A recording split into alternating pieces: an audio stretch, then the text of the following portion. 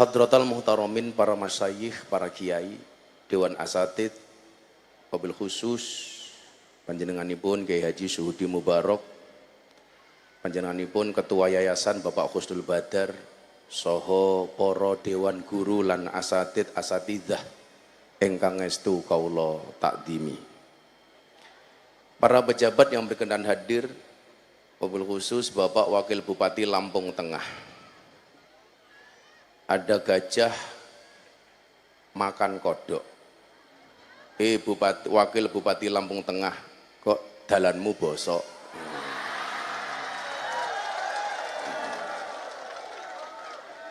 Saya to the point saja Pak Ardhito. Saya tahu Anda mau nyalon bupati. Tolong Anda berdiri dan jawab pertanyaan saya dengan tegas. Kalau besok saudara Ardhito jadi bupati, siap enggak untuk memperbaiki jalan di depan yayasan? Tolong dikasih mic biar kita semuanya dengar. Saudara Ardhito, saya bertanya, seandainya Anda terpilih jadi bupati Lampung Tengah, bersediakah saudara untuk memperbaiki jalan di depan Yayasan Pondok Pesantren Bustanul Ulum? Tolong dijawab. Siap, saya akan perbaiki jalan di depan Bustanul Ulum di tahun pertama pemerintahan selanjutnya. Terima kasih. Siap Abah, siap. Ini, karena kalau nggak segera juga saya nggak berani melawan utusan khusus presiden Abah. Menengo cangkemmu. Segenap panitia penyelenggara dan seluruh ikatan alumni Bustanul Ulum yang saya banggakan, Bapak Ibu warga masyarakat, Jaya Sakti dan sekitarnya yang berbahagia. Alhamdulillahirabbil alamin, saya bisa sowan kembali silaturahim dengan alma mater yang sama-sama kita cintai. Ada sebuah makalah yang menyebutkan al-uyun tansa man ra'at walakinnal qulub la tansa man ahabbat. Mata bisa lupa pada setiap apa yang ia lihat, tetapi hati tidak akan pernah lupa dengan siapa yang dicintai. Tentunya saya bisa sowan karena cinta. Kalau mikir perjalanan saya Pak Bu, mungkin saya tidak sanggup. Sudah 10 hari saya nggak pulang. Hari Kamis minggu kemarin saya berangkat dari Grobogan, lanjut Madiun, Magetan, Sidoarjo, Surabaya, Pasuruan. Kemudian saya berangkat ke Banjarmasin, pulang ke Jakarta, lanjut ke Pulau Bali 2 hari acara sama Pak Kapolri, lanjut Jakarta, Lampung, besok saya ke Merauke. Tapi dari semua perjalanan itu yang paling membuat saya susah adalah Lampung. Konsisten dengan jalan bosoknya. Nah, maka kesemuanya itu ternyata ketika saya mulai berputus asa. 2 minggu yang lalu saya baru pulang dari Turki. Saya umroh. Semua yang belum pernah berangkat umroh saya doakan mudah-mudahan segera dipanggil oleh Allah untuk ziarah ke Mekah dan Madinah.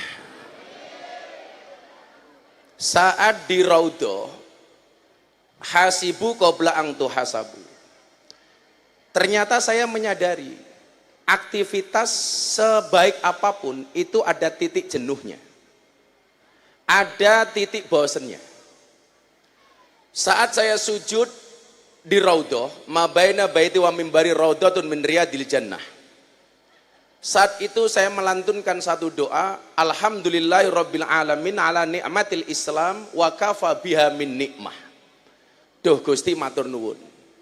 Panjenengan dadosaken kawula tiang Islam, wa kafa biha min nikmah. Dan cukuplah ini nikmat terbaik bagi saya. Saya duduk kemudian saya kontemplasi, mikir. Saya mau apa lagi? Saat itu saya berada pada satu titik jenuh. sudah bingung dengan apa yang mau saya perbuat ke depan. Soal pencapaian umpamanya, 1 tahun di tahun 2023, saya diundang Presiden Jokowi ke Istana Negara 4 kali. Sekian banyak lembaga tinggi, semua segmen pernah saya masuk. Saat itu saya bertanya, saya mau ngapain lagi? Apalagi hari ini orang-orang mengenal saya sebagai AKBP. Aku kiainya Bapak Prabowo. Sorry ye. Saat kemudian problem itu datang, Pak Prabowo bilang sama saya, Gus, mau nggak membantu saya? Dalam bentuk apa, Pak? Saya pengen kalau bisa Gus Miftah jadi Menteri Agama. Saya bilang, Pak, saya nggak tertarik jadi menteri. Kenapa, Gus? Repot, Pak. 1, harus potong rambut. Kan aku nggak mau. Yang kedua, kalau saya jadi Menteri Agama, Pak, yang seneng orang Lampung, Pak. Setiap pengajian di mana-mana mintanya gratis kabeh. Saya mengatakan begini, percaya diri itu penting Bapak Ibu, tapi sadar diri itu jauh lebih penting.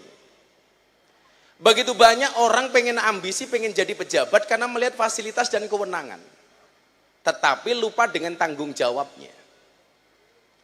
Makanya saya bilang kalau ada pejabat datang ke daerah, itu pertama kali yang harus disampaikan oleh pejabat itu minta maaf. Kenapa? Karena ketika dia dibaiat, ditasbihkan sebagai kullukum ra'in wa kullukum mas'ulun an ra'iyatih. Tanggung jawabnya ini besar. Makanya Pak Ardhito kalau ketemu warga, jangan membanggakan apapun, minta maaf.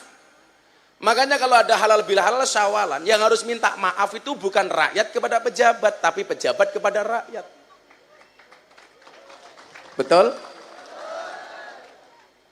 Pejabat itu kan kadang-kadang menangan, Pak. Lampung Tengah umpamanya dapat penghargaan dari Presiden sebagai kabupaten terbaik umpamanya.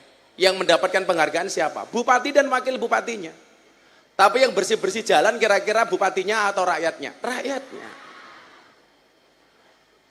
Ketika jalan kotor yang nyapu kira-kira yang pegang sapu, itu wakil bupatinya apa rakyatnya? Rakyatnya. Tapi yang duduk di istana wakil bupatinya. Kan bedok. Nah, maka kemudian saya itu nggak mau Pak Dito. Udahlah Pak, saya nggak usah jadi Menteri Agama. Saya membantu Bapak itu saya ikhlas. Pertaruhannya besar. Kalau mungkin Pak Prabowo nggak jadi Bapak Ibu, saya mungkin target utama. Tapi ternyata Allah itu adil. Allah itu adil. Sehingga kemudian saat di Nabawi itu saya mikir, saya mau ngapain lagi? Setelah dari Mekah, saya berangkat ke Turki. Di Turki itu ada satu kota namanya Bursa. Di Bursa itu ada satu masjid namanya Ulu Jami. Di dalam masjid Ulu Jami itu ada tulisan wawu, pakai khot naskhi. Ternyata dipercaya sebagai tulisan yang ditulis oleh Nabi Khidir alaihissalam. Di depannya ada tempat sujud yang merupakan tempat di mana Nabi Khidir pernah sholat. Saya ambil air wudhu, saya sholat, di depan tulisan huruf wawu, makom di mana Nabi Khidir sholat. Begitu selesai sholat, saya nangis Pak. Ada satu rahasia begini, akmaru ummati, kata Nabi, ma baina sitin was sab'in. Umur umatku itu hanya antara 60 sampai 70 tahun. Pertanyaannya adalah, kenapa usia kita tidak dibuat sepanjang mungkin? Hanya durasi 60 sampai 70 tahun. Ternyata jawabannya ini. Orang dengan usia 60-70 tahun, begitu banyak problem yang dihadapinya. Bagaimana dengan Nabi Khidir yang ditakdir oleh Allah nggak bisa mati? Artinya apa? Dia langgeng sampai akhir zaman. Berapa banyak problem yang dihadapi oleh Nabi Khidir? Ketika saya berpikir itu, kembali saya bangkit. Lah iya, usia saya baru 43 tahun saja. Dengan problem hari ini yang saya hadapi, seolah-olah saya mau menyerah. Bagaimana dengan problemnya Nabi Khidir? Saat itulah kemudian saya bangkit. Saya nggak boleh menyerah.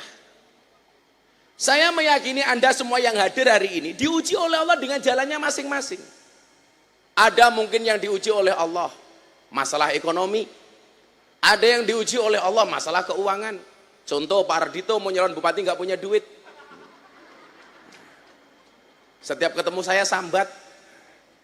Jadi lama-lama kiai itu dianggap seperti dong salam, seperti laos. Jadi kalau masak sayur digolekin dhisik dhewe, sayure mateng diguak dhisik dhewe. Larepe nyalon sowan kiai begitu dadi lali karo kiai. Titen nono wedok. Nah, maka kemudian Bapak Ibu yang saya muliakan, saya kemudian teringat bagaimana dulu kisah perjuangan yang harus saya bangun. Berangkat dari Bustanul Ulum, saya alumni tahun 99. Di bawah didikan Pak Badar, Pak Udi, almarhum Pak Yono. Kagem Pak Yono Al-Fatihah.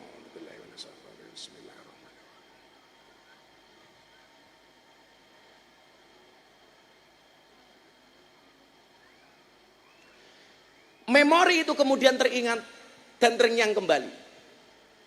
Saat kemudian bagaimana saya merintis karir, saya teringat lafat kalamuna lafdun mufidun kastakim. Dimanapun kamu berada, selama kalam-kalamu ini mufid, berfaedah, dan kamu lakukan secara istiqomah, kamu akan jadi orang besar. Maka kemudian saya perlu berdamai dengan diri saya sendiri.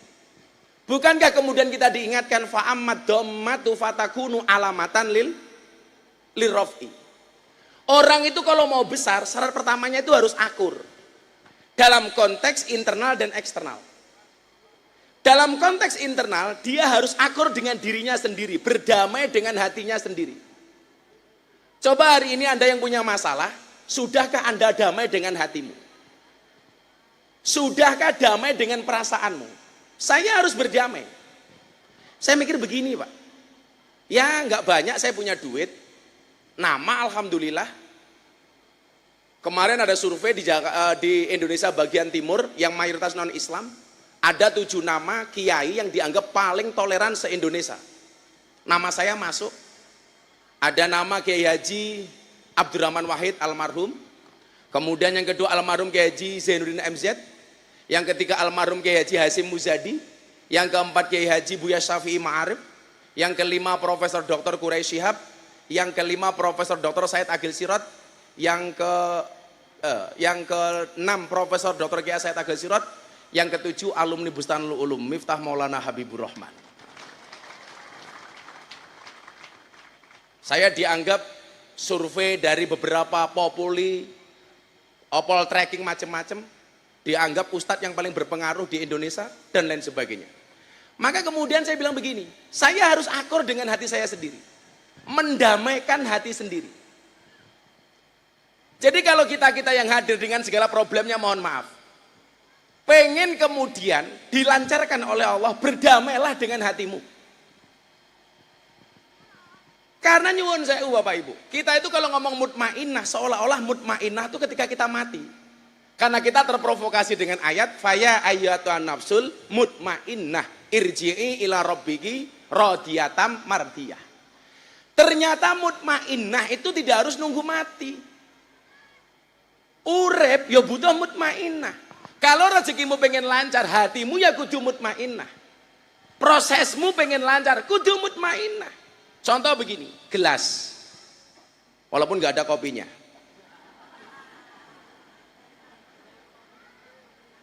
Gelas ini kalau bersih Bapak Ibu, konco-konco BU ya. Gelas ini kalau bersih, menandakan bahwa dia siap untuk dimasukin apapun. Dimasuki degan ya pantes, dimasuki kopi pantes, teh pantes, es dawet pantes. Dan ketika sudah ada isinya, nafi, pasti bermanfaat. Kenapa? Karena gelasnya bersih. Tapi sebaliknya kalau gelas ini kotor, walaupun di situ ada teko kopi, teh, es jeruk, pasti dia tidak akan bisa dimasuki oleh kopi, teh maupun es jeruk. Kenapa? Karena gelasnya kotor. Dan kalau dipaksakan dikasih isi, tidak akan ada manfaatnya. Pertanyaannya siapa yang mau minum dari gelas kotor? Maka kemudian disitulah dibutuhkan mutmainnah. Mutmainnah itu artinya bersih. Resik. Kok ibu nyuwun sewu, jenengan punya penyakit hasut sedikit saja. Itu berarti wa ammal kasratu fatakunu alamatan lil khofti. Orang itu kalau nggak bisa akur itu tanda-tanda perpecahan. Satu sisi dalam keluarga, kalau suami istri mulai bertengkar, itu berarti apa? Wa amal kasroh. Kalau fa amal domat itu ngepel Pak, karena domah itu bersatu. Kasroh itu sebaliknya. Kok keluargamu suami istri berantem, orang mungkin rezekimu nyedak Pak. Tapi wong lanang santai mawon Pak. Saya punya teori baru. Wong lanang duwe bojo manut, berpotensi menjadi raja. Kok wong lanang duwe bojo galak, berpotensi menjadi wali. Kok bojomu kadang-kadang manut, kadang-kadang galak, insya Allah raja wali.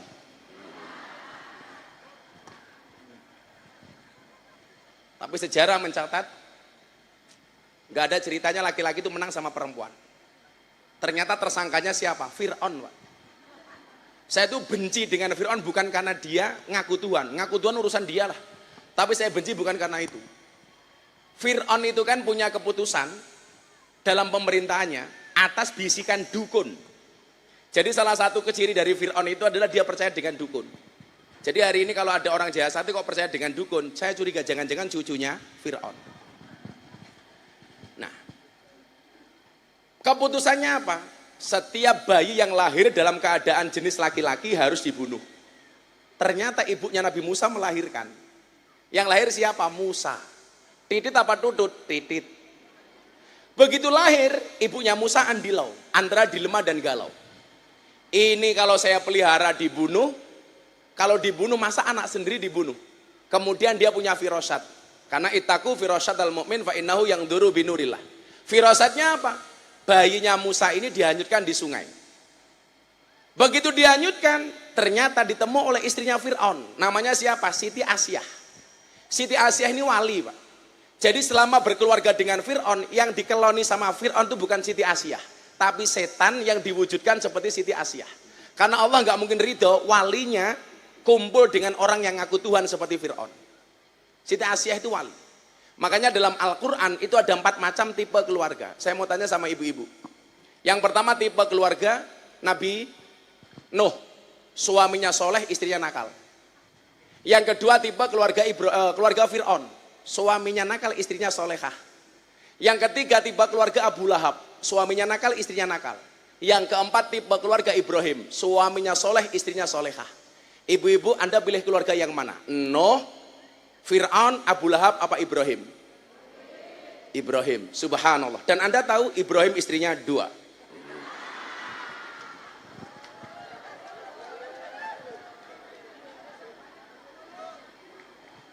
Kata ibu-ibu, enggak jadi Ibrahim Gus, Fir'aun ya apa-apa. Laki-laki itu kalau punya istri 4 Pak, namanya Superman. Istrinya 3, Powerman.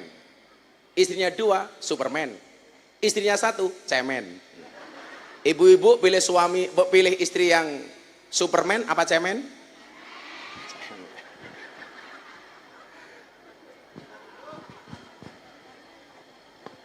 Akhirnya Asia ini membawa bayinya pulang.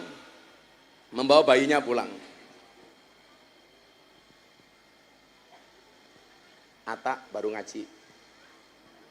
Si Atta Halilintar. Mau ikut saya ke London besok akhir bulan. Begitu dibawa pulang, Fir'aun kaget. Tanya sama Asia. Siapa itu? Bayi. Dari mana? Nemu. Lanang wedok? Lanang. Fir'aun marah Pak. Pateni. Siti Asia bisa jawab Pak. Ora iso Mas Fir'aun ora iso. Undang-undangnya bayi sing mau pateni kuwi bayi sing mau goleki. Iki bayine teko dhewe.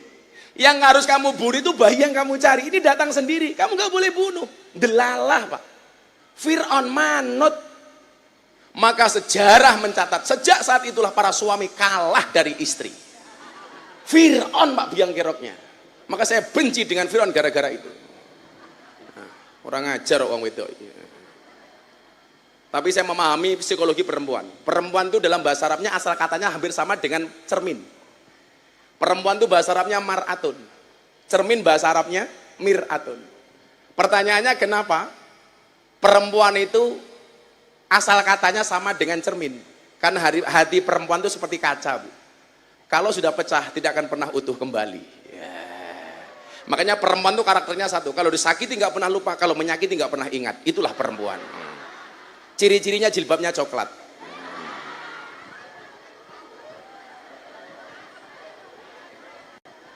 Sing jilbabe ungu insyaallah luwih parah.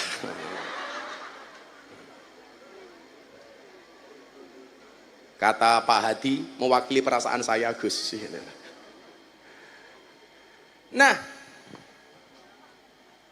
jadi bapak-bapak yang saya muliakan, fa'amad domatu fatakunu alamatan lirofi. Kalau kita pengen rofa, pengen tinggi, harus domah dalam konteks apapun. Dalam konteks pribadi harus domah dengan hatinya sendiri. Dalam konteks suami istri ya suami istri. Dengan porsinya masing-masing lah. Saya itu kebetulan kalau ada artis atau anak pejabat yang nikah, itu rata-rata yang khutbah nikah saya. Dari dulu zamannya pernikahannya Atta Halilintar, Anang Asanti, Deddy Corbuzier Sabrina, Via Valen.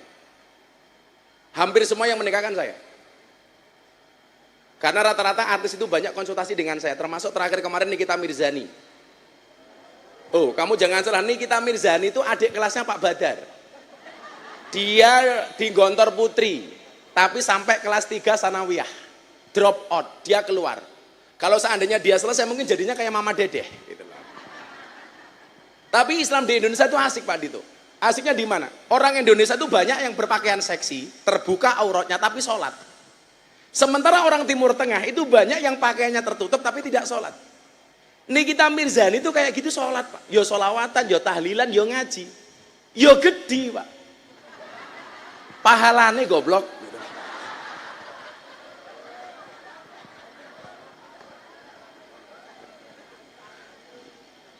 Saya bilang sama kamu, mbok kamu jilbaban lagi nduk. Gitu bahaya. Ya udah saya tak menyelesaikan syuting film saya. Saya besok janji bulan Juli, insya Allah atas perintah Abah saya mau jilbaban lagi. Tapi saya nggak bisa jamin bah seberapa lama. Saya nggak urusan seberapa lama. Jarib walah takun arifah.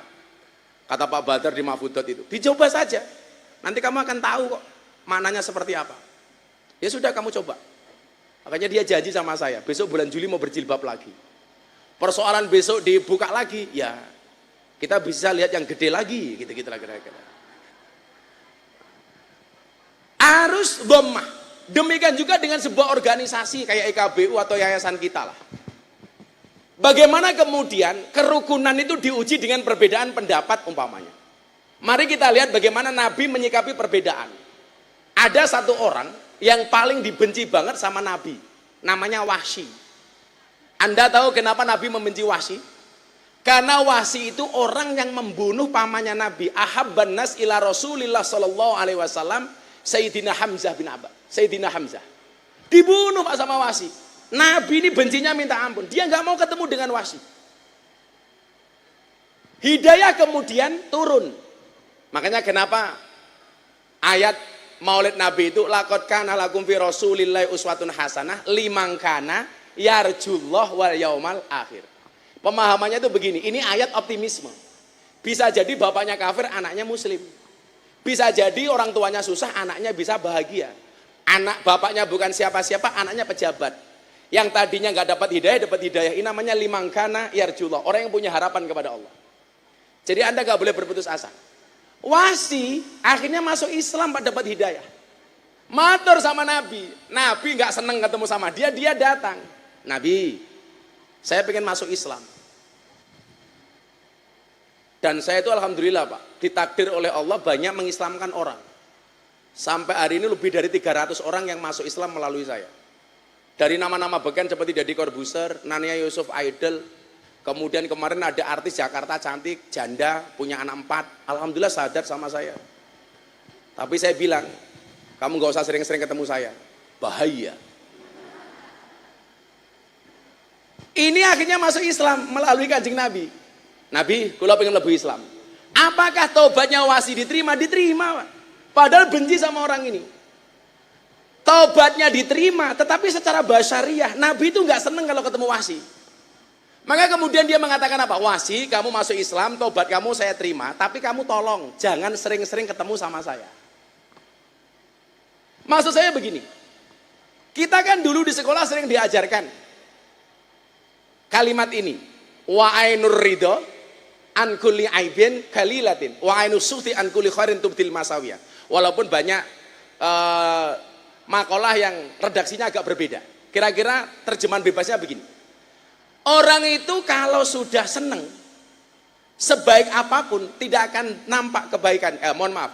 Wa ainu ridho an kulli aibin kalilatin. Orang itu kalau sudah senang, dia melakukan keburukan apapun, seburuk apapun gak pernah nampak. Tapi sebaliknya, kalau orang itu sudah benci, sebaik apapun tetap jelek. Ini problem masyarakat kita. Lawe seneng karo uang, elek kaya ngopo tetap api. Lawe benci karo uang, api kaya ngopo tetap elek. Mungkin apa mboten, Bu? Makanya kemudian Imam Syafi'i itu punya makalah begini. Lisanuka la tadkur bihi auratam ri'in. Lisanmu itu tolong jangan kamu gunakan untuk membicarakan aibnya orang lain. Fakulluka auratun walinasi alsunun. Kenapa? Karena setiap kamu itu punya aib, setiap manusia juga punya mulut. Jadi kalau Anda membicarakan aib saya berpotensi membicarakan aib Anda. Apa meneh manggon ning desa, sing nglakoni adem ayem, sing nyawang kakean. Sapa sing kakean cangkem? Ya sing jawab kuwi mau.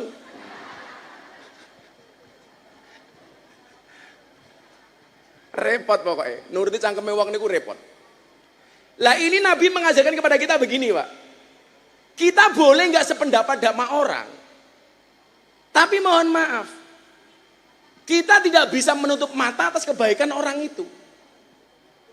Ceramah ini kemarin saya sampaikan di Istana Negara, pas saya diundang untuk ceramah buka puasa bersama Presiden Jokowi dan Presiden terpilih Pak Prabowo dengan semua para menteri.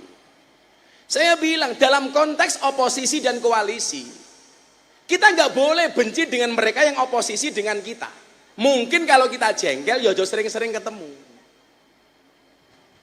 Maka kemudian problem hari ini adalah ketika orang lain berbeda dengan kita itu dianggap musuh, Pak. Makanya ini menarik. Niki hadis yang dulu pernah dibahas di Bulughul Maram. Orang Baduy yang kencing di dalam masjid. Masjid zaman dulu itu kan hanya sajadah yasjudu masjidan. Tempat kosong yang digaris. Jadi masjid awal Nabi itu tidak ada atap, tidak ada tembok, apalagi karpet, apalagi sajadah. Makanya kenapa banyak orang dulu kalau sholat batuknya hitam. Karena sujudnya di atas pasir, di atas kerikil. Kalau sekarang hitam kemungkinan kecil, wes keramik, marmer, karpet, dhuwure sajadah. Mungkin kalau hari ini ada orang yang jidatnya hitam itu bukan karena sujud, tapi dikeplaki bojone.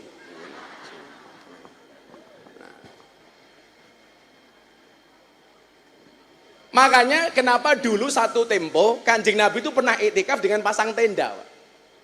Yang menjadi menarik hari ini adalah ada tokoh Wahabi iktikaf di masjid 10 hari Ramadan terakhir itu pakai tenda, Pak. Padahal ada tembok, ada atap. Lagi nyontoh sopo.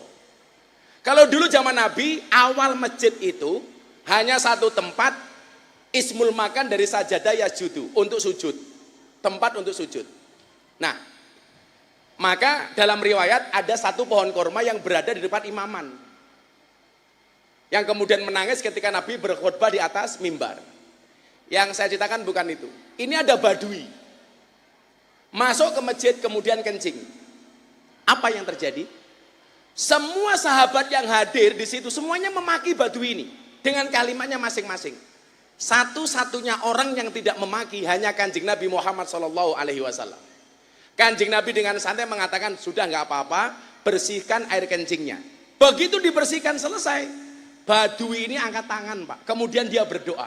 Anda tahu apa doanya? Allahumarhamni wa Muhammadan wala tarham ma'ana abadan. Iki dungane kurang ajar ini. Allahumarhamni wa Muhammadan. Duh Gusti Allah, tolong kasih sayangi saya dan Nabi Muhammad saja.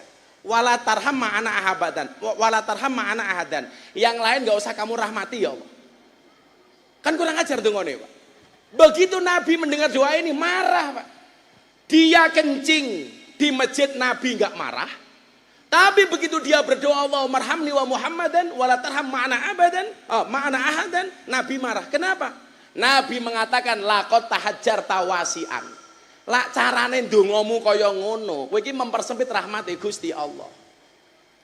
Sama halnya sekarang begini, seolah-olah awake dhewe iki wong NU yang paling berat mendapatkan rahmati Allah ki NU tok, Muhammadiyah ora. Seolah-olah yang mendapatkan rahmatnya Allah itu hanya partai yang koalisi saja, yang oposisi nggak dapat. Seolah-olah yang berat mendapatkan kasih sayangnya Allah itu kami, Anda enggak. Ini namanya lakot tahajar tawasian. Anda itu mempersempit rahmatnya Allah. Nah, dalam konteks organisasi sama. Kita itu nggak boleh mempersit rahmatnya Allah, Bapak Ibu. Karena rahmat Allah itu rahmatan lil alamin, berlaku untuk siapapun. Tak enteni kat mau teko gelasnya cuwilik.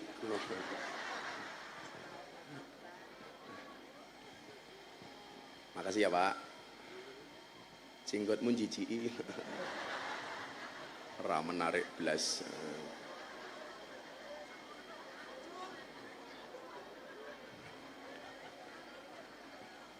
Saya itu kalau minum kopi yang pertama saya cium baunya. Alhamdulillah ini nggak sangit. Dan kalau kopinya enak, saya pasti bilang ah.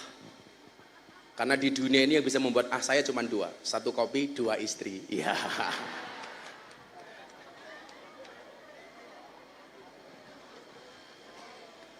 Saya bilang sama Ardito, kalau minum kopi itu harus panas-panas. Ini kan konteksnya pejabat. Ingat Ardito, jangan pernah kamu sesali kopimu dingin. Kenapa? Karena ketika hangat tidak pernah kau hargai. Wah. Kalau dulu kan kita melihat guru yang paling galak itu Pak Badar. Lah Pak Badar itu seperti kopi, pahit sih tapi banyak yang mencintai. Lah.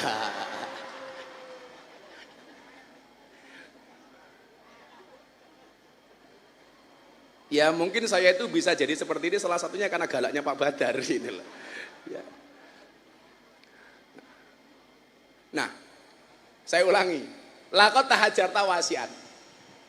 Disitulah kemudian Bapak Ibu perlu kita pahami bahwa persatuan itu menjadi penting.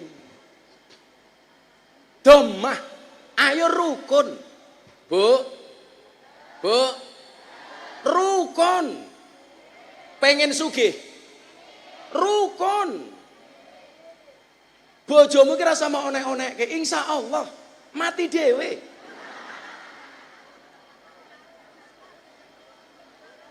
Saya punya teori baru. Kenapa perempuan itu nyuwun sewu? Ini yang guru fikih ngapunten. Ini hanya saya menduga-duga. Kenapa perempuan itu nggak dikasih hak menceraikan? Kenapa hak cerai itu pada laki-laki bukan pada perempuan? Si Mirzani jadi datang nggak? Hah? Nggak datang. Saya tadi ada tamu DPR mau nyalon gubernur. Orangnya Pak Prabowo, si Mirzani. Mirzani tanpa Nikita.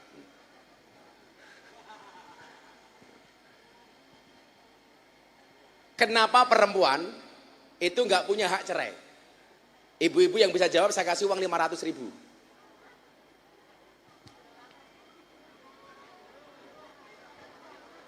Oh iya, tadi Pak Jumiran kemarin bilang, Gus, untuk bikin acara alumni belum punya duit. Saya mau ngasih uang kas untuk IKBU. IKBU.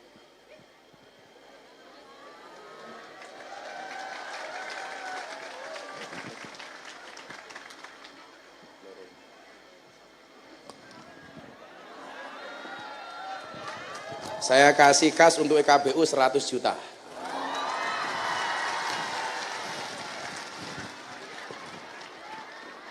Ya.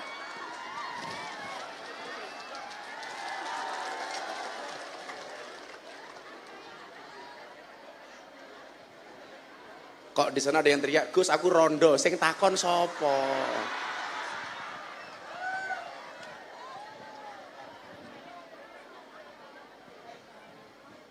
Moga-moga kabeh sugih kaya Gus Miftah. Amin. Saya itu punya prinsip, kaya itu bukan seberapa banyak yang kamu miliki, tapi seberapa banyak yang kamu beri, yang kamu bagi. Kenapa Pak Jumiran ke cewek? Oh, bendaranya cewek. Ya. Kenapa setiap bendahara itu paling banyak cewek? Karena cewek itu hatinya seperti rekening bank. Nggak mungkin berbunga kalau nggak ada saldonya. Lah. Mulai santri-santri rungokno le. Cowok yang good looking kalah dengan cowok yang good rekening. Karena berangkat dari good rekening akan menjadikan wajah istrimu glowing. Dan di balik wajah istri yang glowing ada suami yang golong koming. Santri BU kudu sugih. Moga-moga santri BU sugih kabeh. Amin. Soalnya ngene lho. Sebelum tak lanjutkan tadi pertanyaan soal cerai. Santri saya tanya begini, Pak Rozi. Bah, kenapa di surga itu ada bidadari nggak ada bidadara?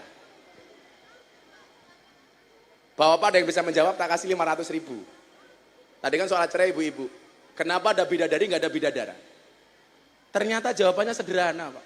Orientasi laki-laki sama perempuan itu beda. Laki-laki itu puncak kenikmatannya adalah perempuan. Sementara perempuan itu puncak kenikmatannya adalah harta emas dan berlian. Makanya perempuan itu nggak butuh bidadara, Pak. Makanya laki-laki itu semakin kaya semakin butuh perempuan. Sementara perempuan semakin kaya nggak butuh laki-laki. Maka bagi perempuan, laki-laki itu kalah dengan uang. Lebih baik suaminya nggak pulang tapi uangnya datang daripada suaminya datang uangnya tidak datang. Betul Bu? Betul. Kelakuan wong wedok. Wong wedok iki kurang ajar. Wong lanang gaweane kon golek duit tapi ra kena nyekel duit. Uang itu kalau udah masuk perempuan, Pak, nggak mungkin balik. Jangankan uangnya suami. Duitnya anak bodoh gitu orang balik. Itulah pertama kali anak punya pengalaman penipuan investasi bodong. Sing nebu sapa ya mbokne kuwi gitu. Makanya kalau istri, kamu pengen punya suami yang pinter cari uang, tapi nggak boleh pegang uang gampang, rabio karo tuyul.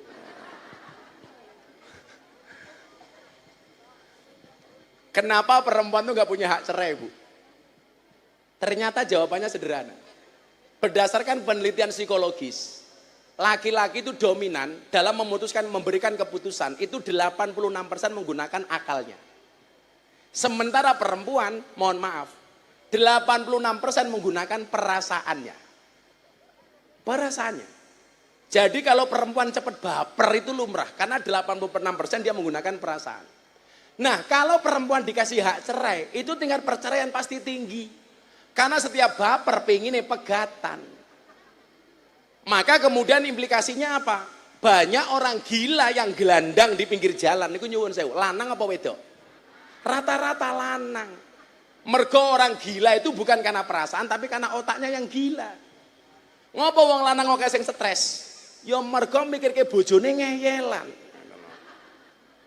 Sing jilbabe pink.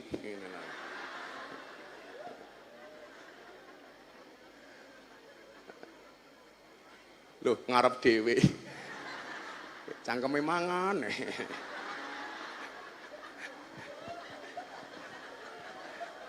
Enggak Bu, katuran dahar. Makanya perempuan tuh nggak dapat bidadara, karena yang paling penting itu uang. Yang paling penting itu uang. Shallu ala Nabi Muhammad. Nah, maka kalau kemudian kita pengen maju, kita diingatkan kembali. Loh, aku mbiyen iki karo pondok iki mung diajari ngimrite ra lulus lah. Tapi sekarang saya itu banyak menggunakan makalah-makalah dari Alfiyah atau minimal Jurumiyah untuk bahan ngaji. Bagaimana kemudian kalau kita pengen maju setelah kita rukun? Wal ismu minhu mu'rabun wa mabniyun. Isim itu ada dua, mu'rab dan mabni. Mu'rab itu dinamis, mabni itu statis. Pilihannya kemudian adalah kita mau mengambil peran yang mana? Mau jadi mu'rab atau mabni? Mu'rab. Orang mu'rab itu optimis, bukan pesimis. Apa bedanya optimis sama pesimis? Optimis itu melihat peluang dalam masalah, sementara orang pesimis melihat masalah dalam peluang. Orang semuanya mengatakan lokalisasi itu problem masalah. Bagi saya itu peluang. Di saat semua orang mencaci maki lokalisasi, saya ketemu dengan satu hadis. Ruya anil Imam Malik radhiyallahu an annahu yaqul la tangduru ila dzunubin nas ka'annakum arbabun wangzuru ila dzunubikum ka'annakum abidun. Janganlah kamu melihat dosa-dosa manusia seolah-olah kamu adalah Tuhan.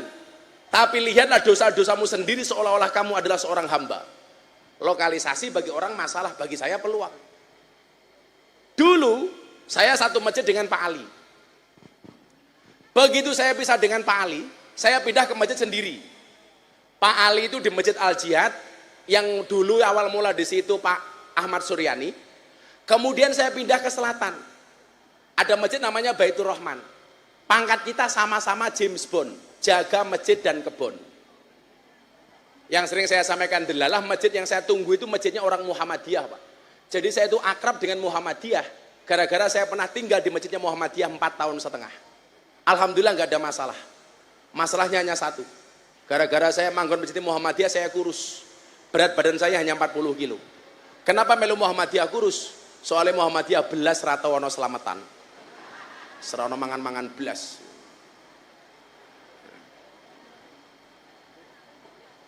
Rapapa udan.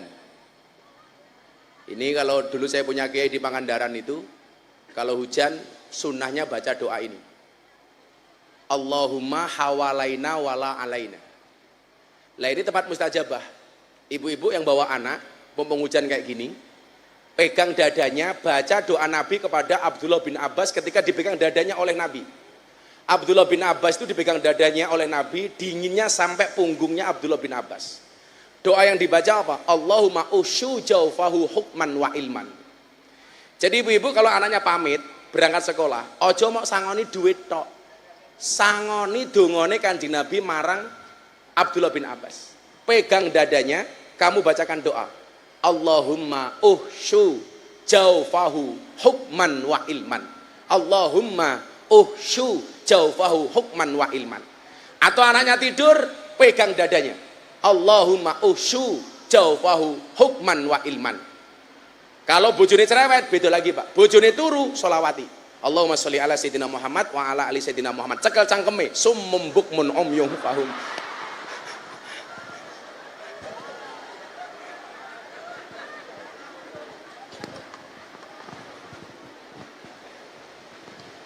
Kalau di summum masih cerewet, tambahi Yasin dan tahlilnya. Alhamdulillah Jawa. Shallu ala Nabi Muhammad.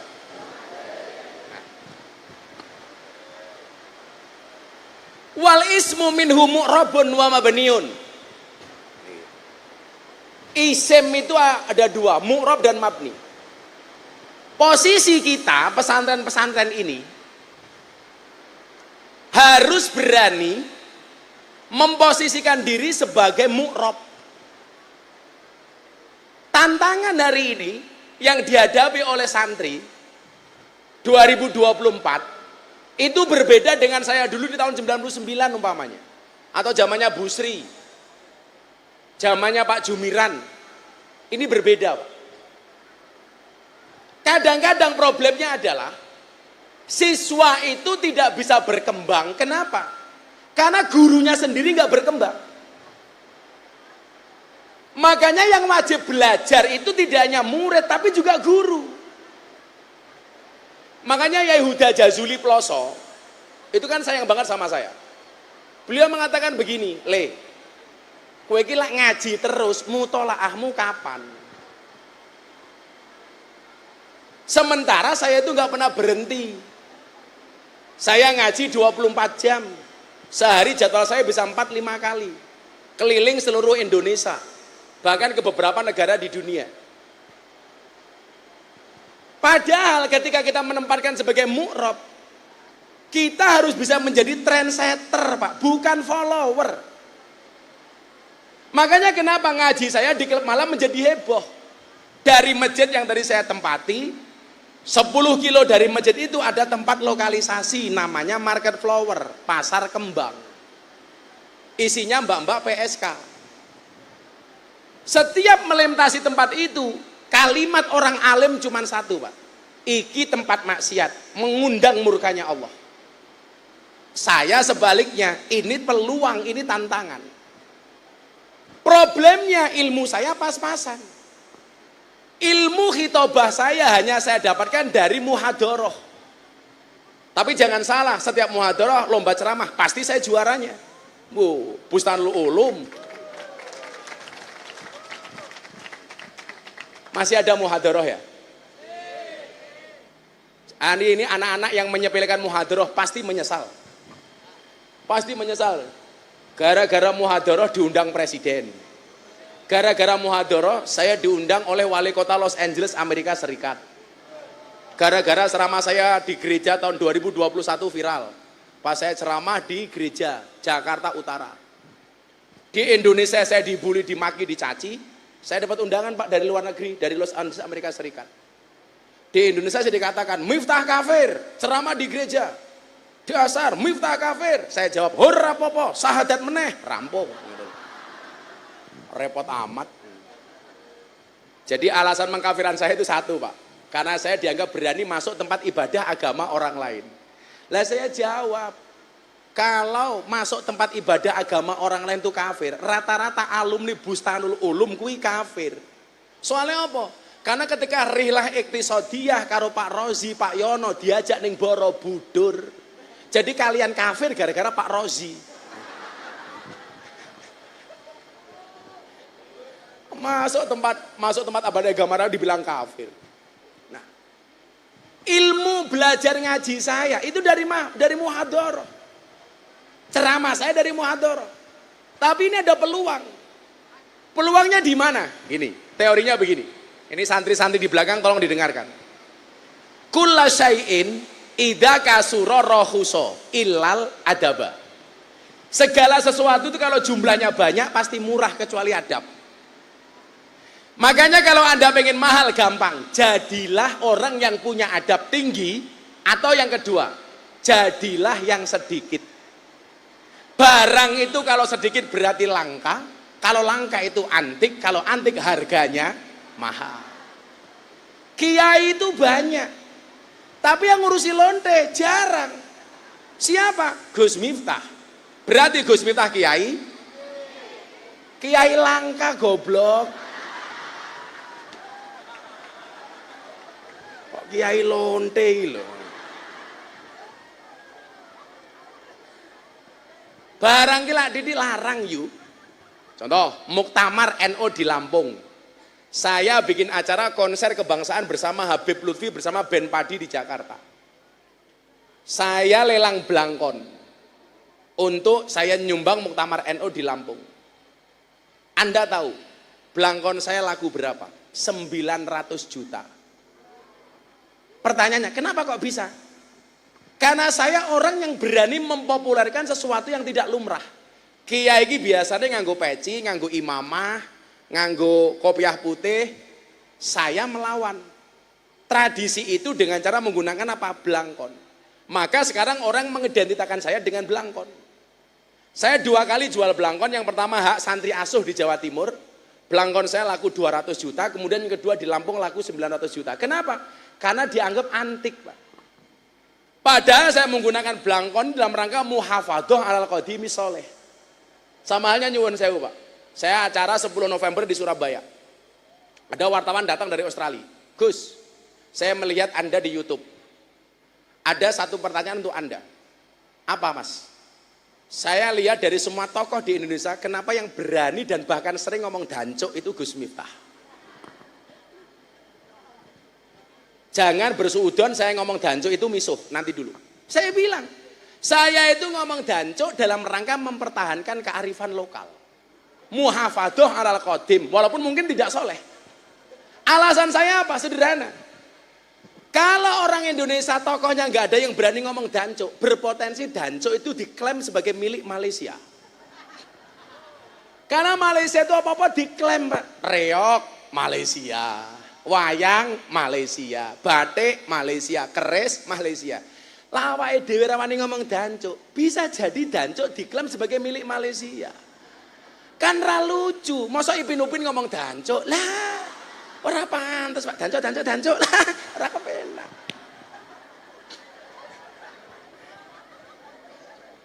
Loh. Saya berani ngomong dancuk karena saya tahu sejarah. Tahun 2018 pertama kali saya ke Belanda. Saya masuk museum di Belanda. Dancuk itu siapa? Ternyata itu nama tokoh besar di Belanda, namanya Danko. Untuk menghargai ketokohan si Danko dijadikan nama tank. Tanknya ini agak kecil yang dulu nyerbu Surabaya. Tanknya kecil akhirnya bisa masuk ke perkampungan Surabaya. Jadi begitu tank ini masuk, orang Surabaya histeris teriak, Danco, Danco, Danco. Karena orang Surabaya ngomong Danko itu susah. Jadi haulnya bawa Hasbullah Pak. Yang bikin lagu, ya lalwaton, ya lalwaton, ya lalwaton. Itu mohon maaf. Setiap hal itu ngundang saya ngaji. Satu ketika yang ngaji saya, yang sambutan Pak Jokowi, waktu itu masih ada ketua umum PBNU yang lama Pak Said Agil Sirot, sama masayih kumpul. Yang ceramah saya, kan mata ini. Walaupun saya bilang, seharusnya saya udah gak perlu ceramah. Kenapa? Karena ada prinsip, idza wujudul ma' batolat tayamum. Kalau sudah ada air, maka tayamum itu gagal. Ini sumur semua, saya datang kok tayamum itu gak pas. Tapi kiai-kiai ngomong, pokoknya saya ceramah kudu Gus Miftah. Oke, saya ceramah. Karena di hadapan saya ada presiden, ada ketua umum PBNU, para masayih, ngaji 1 jam, belas saya nggak ngomong dancuk Pak. Ngempet aku Pak. Selesai ngaji, kita lagi makan malam bersama para undangan yang lain. Pengasuh pondok pesantren Tambak Beras, Mbah Kiai Hasib Hasbullah. Ini putunya Mbah Wahab, datang. Gus, nggih Kiai wonten dawuh. Aku gelo karo awakmu. Wonten dawuh Kiai, aku gelo. Salah kula napa Kiai? Aku gelo. Lah napa Kiai? Lah kowe iki lho, tak kon ngaji sak jam mok belas ra ngomong dancuk iki kepiye lah. Nyesel aku langsung batin dancuk aku. Tapi gini ku Pak, kalau saya ngomong dancuk itu mungkin pantas. Tapi kalau kayak Pak Said, Pak Andoko itu mungkin nggak pantas, gitu, nggak pantas. Karena kan adil itu wadu syai'in fi mahalli. Meletakkan segala sesuatunya sesuai dengan proporsinya. Jadi lah dancuk sing ngomong cangkeme Miftah itu pas. Tapi lah nyuwun sewu lah tutuke Pak sapa Pak Jumiran ora pas, malah wagu Pak Jumiran. Tapi gitu tadi, akhirnya saya tahu prinsip adil itu yang pas. Maka kadang-kadang sesuatu yang boleh dilakukan tetapi tidak patut jangan dilakukan.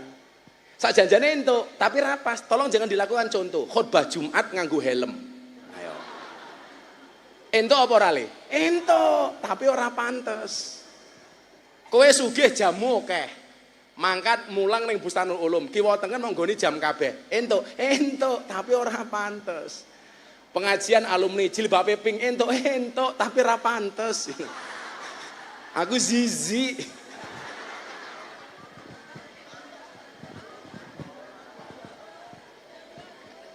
Wis tuwa jilbabe pink.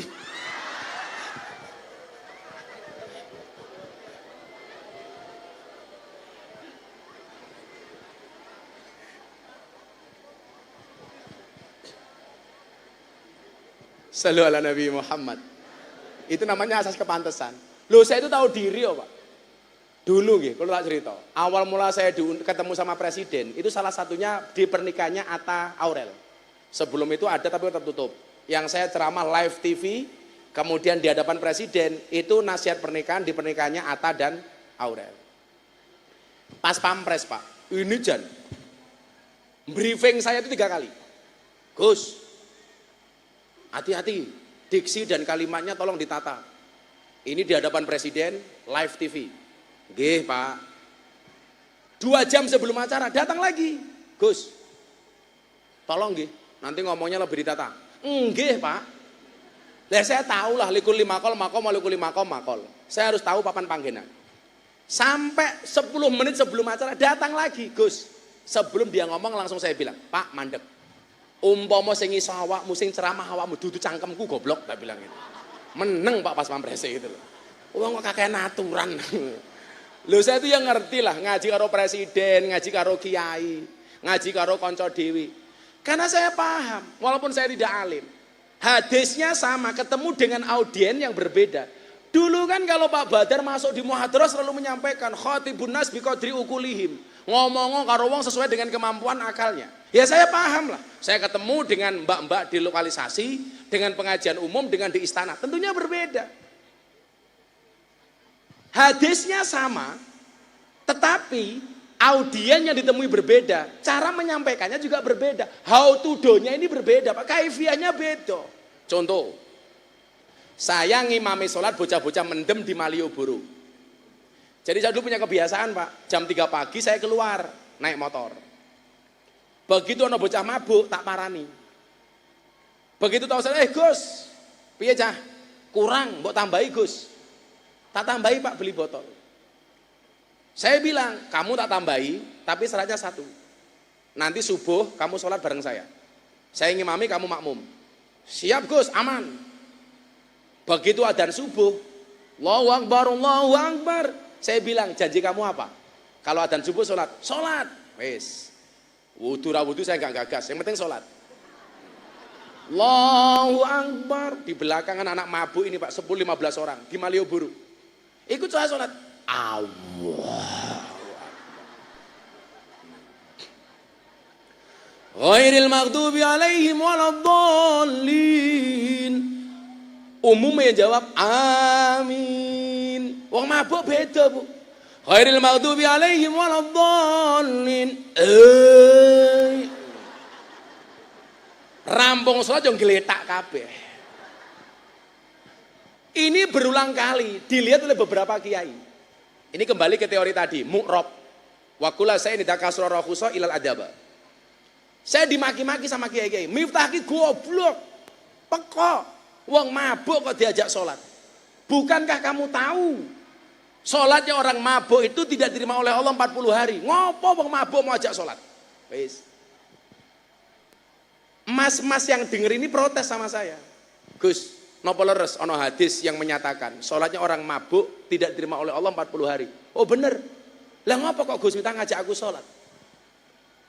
Dia tanya lagi, kira-kira sholatku ditompo apa ora? Saya jawab, ditompo ora ditompo itu bukan urusanmu. Sing penting kowe sholat. Jangan berhenti sholat kalau kamu masih ahli maksiat. Tetaplah sholat walaupun kamu ahli maksiat. Ketika orang mengatakan dasar miftaki goblok wong mabuk diajak sholat, cukup saya jawab, cukup Rokib dan Atid yang menilai amalku, cangkemmu rasah melu-melu. Yang pengen saya tumbuhkan apa? Rasa malu Pak. Suwe-suwe mereka itu kalau diajak sholat terus isin Pak, berhenti dengan mabuknya. Contoh, saya itu punya torikoh. Kalau torikohnya Habib Lutfi itu bangun makam. Kalau torikoh saya itu membantu memberikan mukena rukoh kepada mbak-mbak pekerja malam. Termasuk PSK, termasuk LC, termasuk Purel. Lawang desa mungkin Purel nggak tahu. Purel itu kepanjangannya perempuan rela diusel-usel. Mereka bekerjanya di puskesmas, pusat kesenangan mas-mas. Pekerjaannya karaoke, katorok dibuka, oke. Setiap saya ketemu tempat seperti itu Pak, itu saya bagi mukena. Makanya di pondok saya nyetok mukena Al-Quran banyak. Di Gang Sono Tretes Pasuruan, itu ada lokalisasi terbesar di Jawa Timur setelah Doli, karena Doli tutup. Ada 580 mbak-mbak PSK. Tapi demi Allah, demi Rasulullah, saya nggak pernah ngaji di hadapan mereka kok manggil nyuwun sewu, lonte, nggak pernah. Karena kan nggak mungkin Bu saya pengajian sama mereka, mbak-mbak, para lonte rahimakumullah, kan nggak mungkin. Saya bagi mukena Pak, 580 le. Nyoh, janji ya, sholat. Nggih, Bah, sholat. Ramadan kemarin, mereka nggak pulang. Akhirnya apa yang terjadi? Sebelum mereka bekerja sebagai PSK, mereka terlebih dahulu melaksanakan sholat taraweh berjamaah menggunakan rukuh dari Gus Miftah. Rampung taraweh, yo kerja meneh. Saya tanya, Pak Yurando, alhamdulillah Bah laris. Lah kok iso nggih berkaya Bah. Lah silaka ya.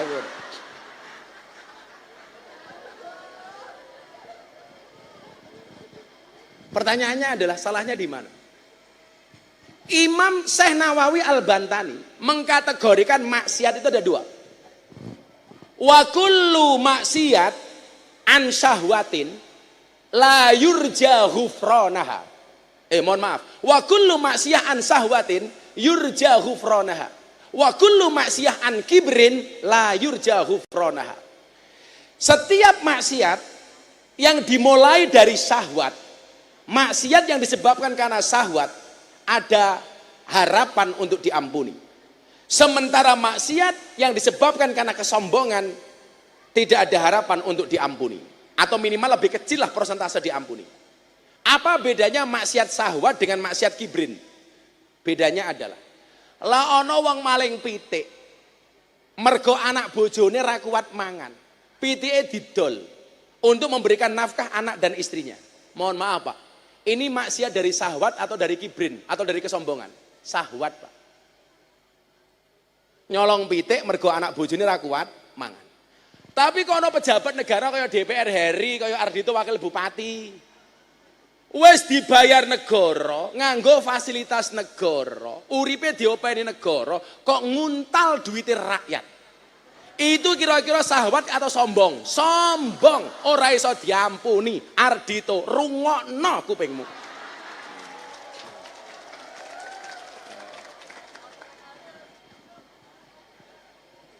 Hati-hati Pak Ardito. Ayo lurah-lurah kaya Pak Anjil. Hati-hati Pak Anjil, hati-hati. Fitnah lurah ki mung loro. Siji dana desa, loro BLT. Bantuan langsung tukaran. Soalnya sing ora kebagian biasanya tukaran. Fitnah paling abot Pak Lurah niku BLT. Problemnya di mana? Dari pusat cuman 500 paket, sementara Pak Anjil punya data orang miskin 1000 paket. Bingung. Jatahe wong 500, penerimanya 1000, akhirnya dibagi melalui kebijakan Pak Lurah. Sing ora kebagian mesti cangkeme cerewet. Oh, aku ora keduman, soale BLT ini didumke dulure lurahe dhewe. Ana sing suudon ngoten niku. Enten. Itu benar. Benar-benar suudon. Mesake lurahe. Untungnya saat ini nyuwun sewu, pemerintah sudah mengeluarkan kebijakan. Lurah diperpanjang jabatannya sampai 8 tahun. Anda tahu kenapa diperpanjang 8 tahun? Mergo modalnya durung balik. Tenang no Pak Anjil, santai baik Pak Anjil. Nah, maka kemudian ketika kita mu'rob, santri harus menjadi trendsetter. Tak kandani. Ini era digital. Santri Bustanul Ulum tidak boleh tidak melek teknologi. Ini barusan tadi yang telepon saya Atta Halilintar. Saya tuh pengen Pak satu saat anak-anak di sini tak bawakan YouTuber terkenal dari Jakarta, Bu Deddy Corbuzier atau Atta Halilintar atau Ria Ricis lah. Supaya anak-anak ini mohon maaf nih. Kalau dulu kamu keluar kuliah dari Staibu, itu harus membuat lamaran pekerjaan. Kamu sekarang nggak perlu membuat lamaran pekerjaan, kamu bisa sukses. Wallah. Kalau ngomong soal itu ya, ini saksinya Mas Aris. Saya tahun kemarin itu menghajikan bapak ibu saya, mertua saya, istri sama saya, 6 orang. Awalnya bapak saya bilang begini, bapak kok kaji reguler jek suwe le yo. Lah dawuh Pak, lak mangkat haji tahun ini piye le? Saged Pak Furodah, larang le 500 juta. Saya bilang sama bapak saya, pun bapak ndonga mawon, insya Allah bidal. Bapak ibu saya dari Jabung, saya daftarkan haji. Begitu daftar bapak karo mak, kelingan aku duwe maratuwa. Iki lak maratuaku ora tak hajak iki dadi masalah. Wis masalah iki. Urusan karo wong wedok angel pokoke iki kok. Untung bojoku siji, maratuaku sak paket. Lak bojoku 4, lah modar aku no. 8 Pak gitu loh. Akhirnya berempat saya daftarkan, istri saya bilang, "Beb, oh kita romantis Pak." Saya jawab, "Iya saya." Bukan sayang sih, setonir rojim. Pripun, bapak ibu kan pun sepuh, kalau mereka berangkat nggak ada yang nemenin kan repot. Mbok kita berangkat sekalian. Waduh, waktu itu biaya furoda yang saya ambil untuk paket VIP 700 juta. Artinya kalau kali 4 saja sudah berapa? Istri saya bilang, karena istri saya bilang, yaudah Bun, tak nyari uang dulu, kita berangkat. Istri daftar saya bayar, Raffi Ahmad telepon saya. Gus, berangkat haji nggak tahun ini? Baru mau daftar bro. Sudah Gus Miftah berangkat haji sama saya. Kebetulan Rans Entertain mau berangkat haji, saya, Raffi, Nagita, macam-macam. Mbok Gus Miftah yang bimbing, oke. Akhirnya saya membayari haji 5 orang, haji saya dibayari Raffi Ahmad. Begitu mau berangkat, Raffi nggak bisa berangkat. Kenapa? Karena visanya nggak keluar. Akhirnya saya berangkat, Raffi Ahmad nggak berangkat. Total saya makan uang 3 miliar untuk berangkat haji berenam. Nah, bagaimana kemudian saya tadi bilang, kita nggak perlu cari pekerjaan. Kamu melek teknologi, keren. Begitu saya wukuf di Padang Arafah, salah satu tempat mustajabah. Saya cuma bilang sama mama, "Mak, jenengan mbiyen duwe anak kaya kula iki dongane napa to, Mak?" Wong-wong niku udah takon. Dongane jenengan iki napa? Jenengan mbiyen kula ning Bustanul Ulum kirimane ya sakonone. Maka saya harus ngewangi Ayahudi ke kandang sama Pak Said, sama almarhum Afif waktu itu. Setiap sore. Ya karena saya ngrumangsani nderek ayah ra iso mangan gini, ra iso ra kuat bayar mangan gini ayah. Akhirnya ke kandang nimpal telek pitik. Makanya kenapa saya sama Gus Nur waktu dibilang dasar Miftah Gus telek. Tapi saya bangga dibilang telek. Kenapa? Karena telek itu sakti, Pak. Buktinya apa? Enggak ada orang yang berani nginjak-nginjak telek, Pak. Ora ono le. Bahkan ono wong wani ngidak telek dingklang le. Aduh, telek gitu. Lucu nona ibu-ibu ngerti telek malah diambu. Telek po yo, goblok gitu.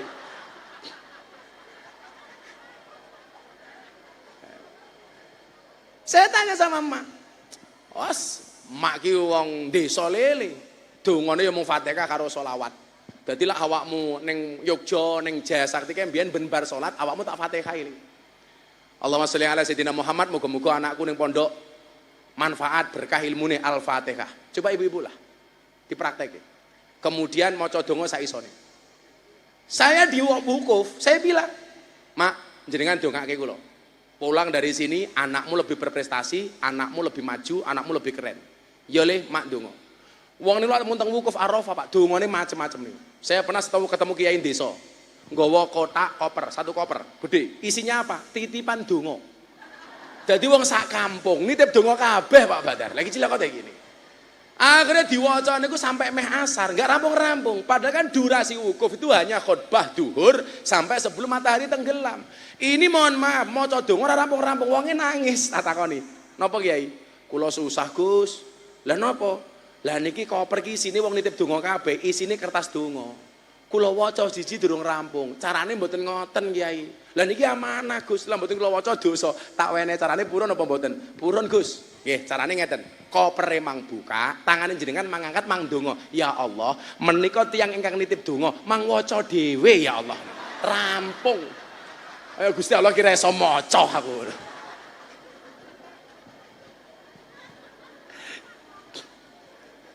Akhire mak kula niku kula ndonga kula ngamin nggih. Dongane mama nggih sederhana. Allahumma sholli ala sayyidina Muhammad wa ala ali sayyidina Muhammad. Ya Allah muga-muga anak kula niki ya Allah jenengan gawe sukses, jenengan gawe mulya bejo donya bejo akhirat. Rabbana atina fid dunya hasanah wa fil akhirati hasanah wa qina adzabannar. Dongane hanya itu, Le. Coba tata bahasa dilihat. Fid dunya itu bacaan apa? Harusnya idgham loh. Fid dunya. Tapi ternyata membacanya bukan idgham, tapi apa? Idhar. Fid dunya. Pertanyaannya, kenapa yang seharusnya idgham dibaca idhar? Karena urusan dunia itu harus jelas, bukan bermemeng. Saiki kiai diundang ngaji ikhlas. Begitu mulai samplopi mlebu kamar mandi, tak pikir ngising, bono ngintip isine amplop. Begitu isine dia grememeng. Makanya diajarkan kalau Pak Ardito wani ngundang abah ngaji nggonmu apa meneh kampanye, kuwi harus fit dunya, idhar. Kudu jelas gitu. Padha karo Miftah ngaji ning Bustanul Ulum jelas. Jelas-jelas tombok tak kandhani.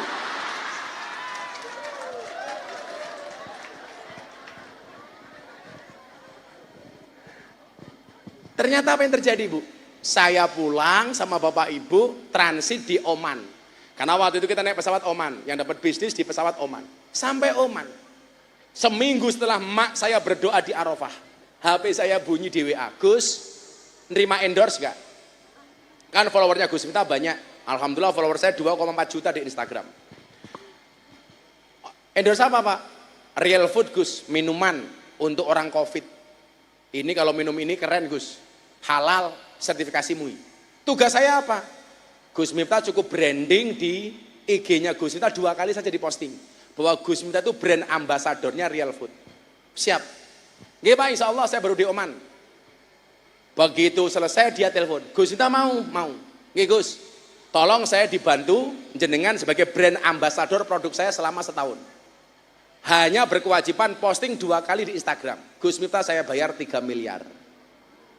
Saya berangkat ke haji orang tua saya 3 miliar, belum sampai rumah sudah diganti oleh Allah.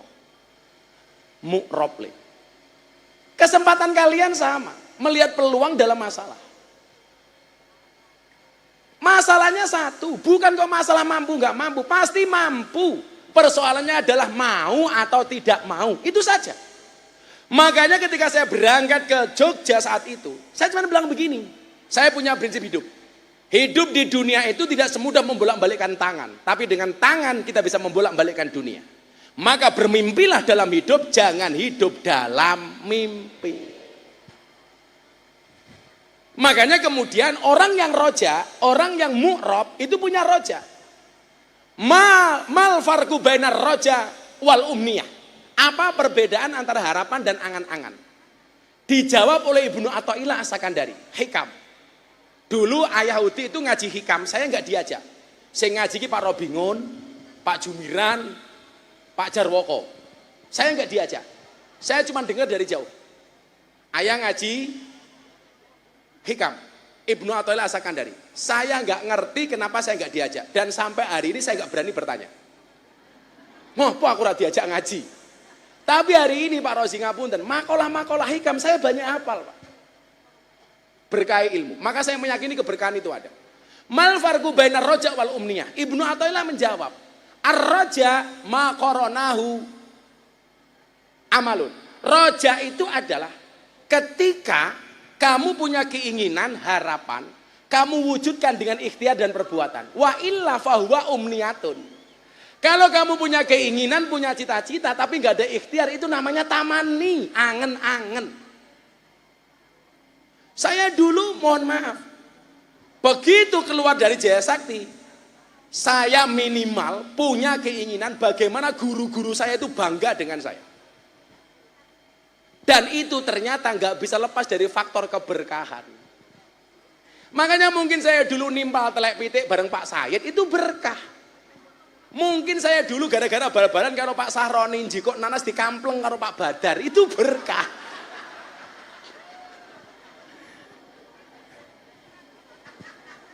Jadi awakmu sing saiki rumangsa durung sukses, saya persilakan Pak Badar nggih ngampleng saiki.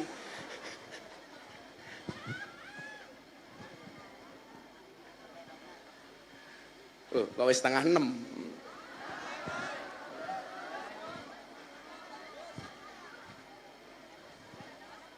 Barokah itu nyata, Pak. Nah, barokah itu dalam kitab Munjid. Lambian kelas awake dhewe iki munjid mung dipameri karo Pak Badar. Kita kan nggak tahu. Munjid iki kaya ngopo. Ketika berbicara barokah, Munjid itu mengatakan apa? Barokah itu adalah ziyadah. Ada nilai tambah. Nah, kita keluar dari Bustanul Ulum itu bisa dikatakan ilmumu berkah ketika mengandung 3 hal. Ziyadatul mahabbah, ziyadatul sa'adah, ziyadatul khair. Ziyadatul mahabbah, tambah rasa tresnone. Tresno kepada siapa? Kepada guru, kepada alumni. Makanya kenapa kita sering mendengar istilah tidak ada mantan guru.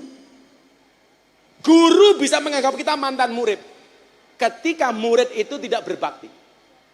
Walaupun hari ini saya ngelus dada ketika eksistensi kitab Ta'limul Muta'allim itu banyak yang menggugat. Karena kitab itu dianggap penjajahan guru kepada murid. Maka saya bilang, mindsetnya adalah yang butuh ngaji taklim itu bukan guru tapi murid. Makanya taklim itu dalil murid kepada guru, bukan guru kepada murid. Kalau murid ke guru itu namanya takdim, kalau guru ke murid jadinya penjajahan. Lah kita itu banyak Pak, konco-konco yang mulai dakwah ya. Kita itu banyak salah menempatkan dalil. Tak kasih contoh yang paling sederhana. Contoh, al-jannatu tahta aqdamil ummahat. Surga itu terletak di bawah kaki ibu. Pertanyaan saya, itu hadisnya anak apa hadisnya ibu? Coba yang Anda pahami. Itu dalilnya anak apa dalilnya ibu?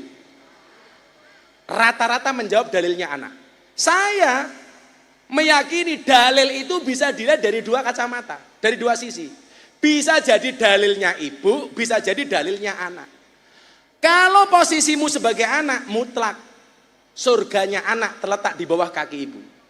Ibu, engkaulah wanita yang mulia, derajatmu 3 tingkat dibanding ayah. Kau mengandung, melahirkan, mengandung lagi, melahirkan lagi, mengandung lagi, melahirkan lagi. Wis bosok pokoknya. Surgane anak tergantung hormati anak marang wong tua. Tapi ketika posisimu sebagai orang tua harus kamu pahami, hadis itu berlaku untuk orang tua. Maksudnya apa? Surgane anak tergantung kelakuane wong tua.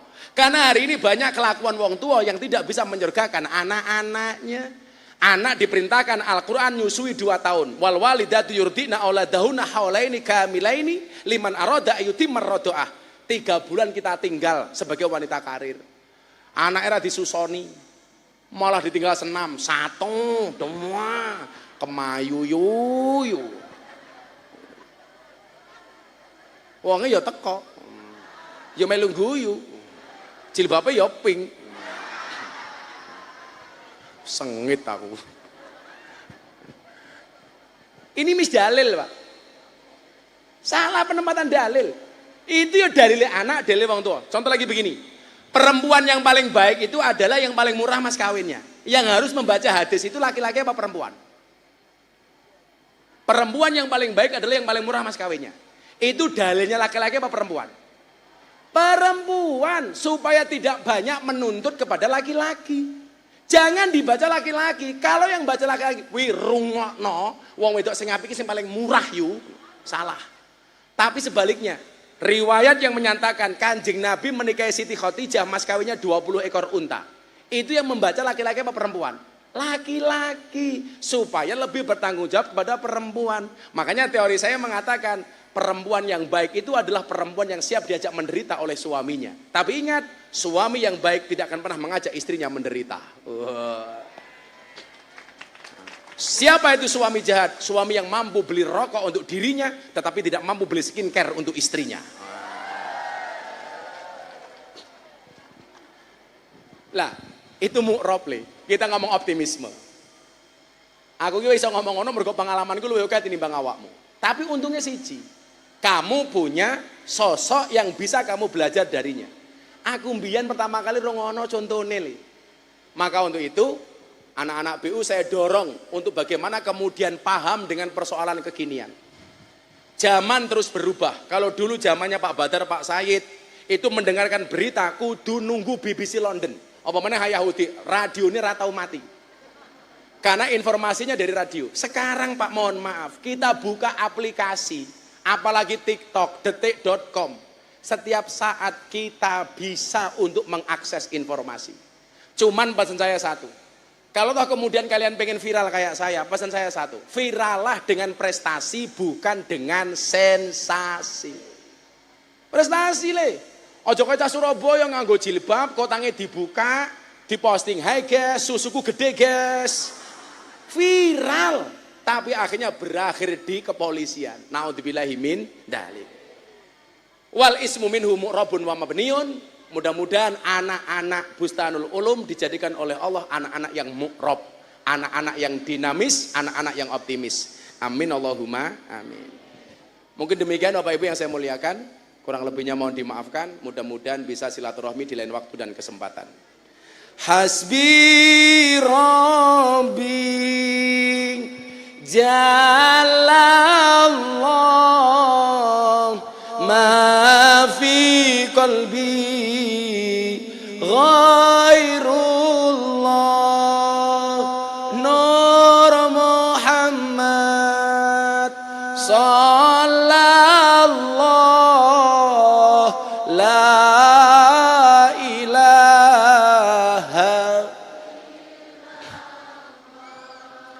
hasbi rabbi Jalallah ma fi qalbi ghairullah Nur Muhammad sallallahu la ilaha illallah Hasbi Rabbi Jalallah ma fi qalbi ghairullah Nur Muhammad Sallallahu la ilaha illallah Subhanakallahumma bihamdika asyhadu an la ilaha illa anta astaghfiruka wa atubu ilaik walhamdulillahi rabbil alamin hadanallahu wa iyyakum ajma'in wal afu minkum assalamualaikum warahmatullahi wabarakatuh.